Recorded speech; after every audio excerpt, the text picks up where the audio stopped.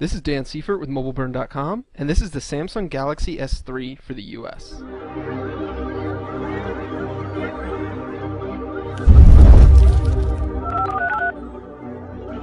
Samsung Galaxy S3 is probably the most anticipated smartphone to arrive this summer, and it's about to make a big splash in the US.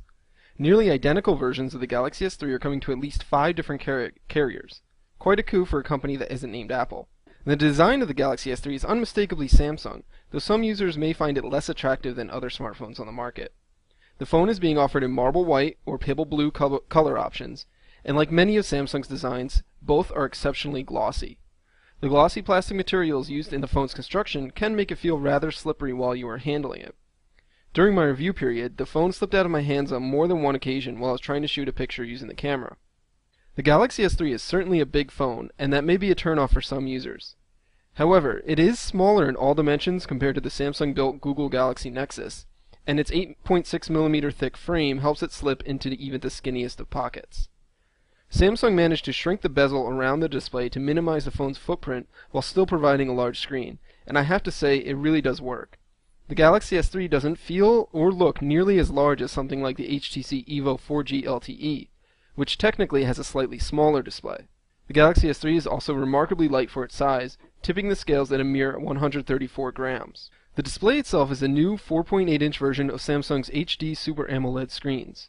It has 720 by 1280 pixels of resolution for a pixel density of 306 ppi. And like all of Samsung's Super AMOLED screens, it has very vibrant colors and tremendous viewing angles. The screen does use the much derided Pentile sub-pixel matrix, but at these high resolutions, the ill effects from the Pentile layout are really hard to notice.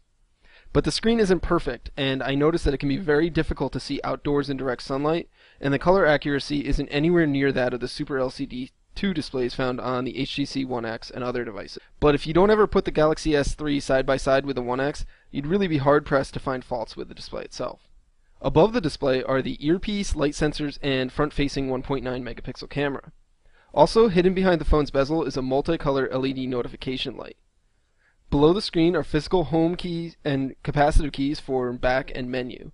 The capacitive keys disappear when they're not illuminated, so it can take some time to memorize their location when you first start using the phone.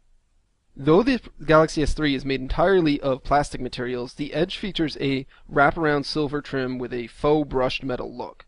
I'm not really a huge fan of it, but it doesn't really detract from the usability of the device, and I suspect that many people will not have a problem with it. The right side is home to the power sleep unlock key, and the left side houses the volume rocker. Both buttons have good travel and feedback and can be easily found without directly looking at the device. The back of the Galaxy S3 is pretty sparse, but at the top is an 8 megapixel camera and LED flash and external loudspeaker. Though the Galaxy S3 is one of the thinnest phones on the market, Samsung did manage to make the rear cover removable to provide access to the 2100 mAh battery, micro SIM card slot, and micro SD card slot, so you can expand the storage if you need to. Samsung says that the battery should be good for at least 8 hours of talk time or over 8 days of standby, regardless of which carrier version that you buy.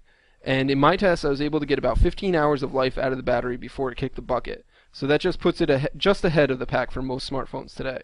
And you can also see here that the battery also features near-field communications built into it, so the Galaxy S3 can read NFC tags and other devices. Inside the phone, the North American version of the Galaxy S3 is powered by the same 1.5 GHz dual-core Qualcomm Snapdragon S4 processor that we've seen in a few of HTC's recent devices. However, Samsung decided to pair it with 2 GB of RAM, making the Galaxy S3 the first smartphone with 2 GB of RAM to be available in the US. This combination provides a speedy and stable experience when using the phone, and I could really find no instance where the Galaxy S3 felt like it was slowing down or was overwhelmed. The Galaxy S3 doesn't quite hit the same benchmark numbers as, say, like the Evo 4G LTE, but it's still incredibly fast, and nobody should really have any problem with its performance, whether you're playing 3D games, web browsing, or performing basic day-to-day tasks. One thing that I did notice, though, when you are pushing the phone hard, it does get rather warm down at the bottom where you're holding it in your hand, especially when you're doing things like intensive 3D gaming. The Galaxy S3 runs Android 4.0.4 Ice Cream Sandwich, but Android purists will have a hard time seeing that when they first use the phone, because Samsung has customized it extensively with its TouchWiz user interface. The new TouchWiz interface builds upon the TouchWiz 4 that debuted on last year's Galaxy S2, and Samsung says the interface here was inspired by elements found in nature. This nature influence can be seen in the various water droplet sound effects and animations that you find throughout the OS. The overall experience really isn't terribly different from older versions of TouchWiz though, so if you didn't like TouchWiz before, you probably won't like it now. One thing that I can say about the interface is that it's blindingly quick, and it never gets in the way of what you're trying to accomplish. Unlike other Android skins and interfaces that feature unnecessary animations all over the place, the Galaxy S3's animations are toned down and informative and never seem to slow the phone down. There are certainly some things here that I like with what Samsung did with Android 4.0. The decision to keep the capacitive menu key was smart, since so many apps still require the use of it. It's certainly a more elegant solution than the on-screen menu key that appears when necessary in HTC's Sense 4.0 interface. The multitasking menu is accessible by long pressing the home key, just like in earlier versions of Android. And while this is a logical implementation, it's not as quick to access as the multitasking menu in stock Android 4.0 that has a direct key for that. The app drawer is also very useful, and it's possible to access both apps and widgets. You can rearrange your apps alphabetically or in a custom grid, and you can uninstall apps right from the app drawer itself.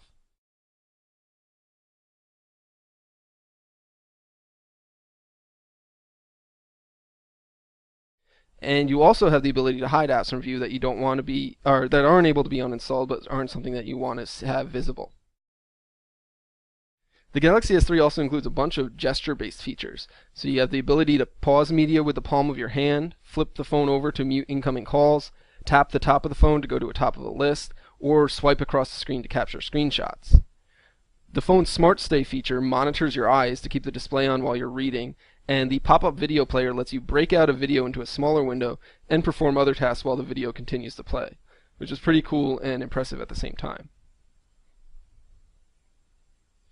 Samsung has gone pretty light on the pre-installed apps on the Galaxy S3, and each carrier's version only has a handful of preloaded carrier apps as well. The included email app has been updated for Android 4.0, and it's really one of the best email apps available for the platform. Likewise, the calendar app offers comprehensive views for year, month, week, day, agenda, and tasks, and it looks pretty good while doing it too. Samsung is putting a huge emphasis on the sharing capabilities built into the Galaxy S3, and some of them are pretty neat. The company has expanded the standard Android Beam file transfer feature that comes with Android 4.0 with its S-Beam implementation, and that lets you send larger files from one Galaxy S3 to another Galaxy S3 in a matter of just moments. The camera software has also been beefed up to feature ability to share images to other Galaxy S3 devices that are on the same Wi-Fi network. One of the big Samsung features here in the Galaxy S3 that's new to the phone is the S-Voice personal assistant. It's virtually a clone of the Siri personal assistant that debuted on Apple's iPhone 4S, and it lets you control your phone with your voice and perform various tasks. Unfortunately, in my tests, it's not very good at recognizing what you're trying to say, especially if you're in a noisy environment, and it isn't as feature complete as Siri, which itself has a long way to go on its own right. But it can still do some pretty cool things that you can't do with Siri, so you can turn on and off Wi-Fi and Bluetooth with S-Voice, and you can even launch third-party apps if you wanted to. The Galaxy S3 comes with a very capable web browser that offers speedy page load times and smooth scrolling and zooming. The phone scores very well on the SunSpider benchmark, and it provides one of the best browsing experiences we have seen on a mobile device to date. The browser features Adobe Flash Player support and multiple tabs, and it also has built-in RSS feed support and an integrated reader feature that strips out images and ads and makes it easier to read web content. Since the Galaxy S3 also runs Android 4.0, you can also choose to use the excellent Chrome Beta for Android browser if you want. Last year's Galaxy S2 set the bar for Android cameras, and this year the Galaxy S3 takes it even further. Though it still shoots the same 8-megapixel resolution and 1080p video as before, Samsung has really beefed up the camera's features with high-speed capture, easy sharing modes, and the ability to snap stills while you're recording video. Images that are captured are sharp and detailed, and color accuracy is really on point. Focus is as quick as they come for today's smartphones, and though the camera doesn't have the best dynamic range, it does have a built-in HDR mode to help compensate for that.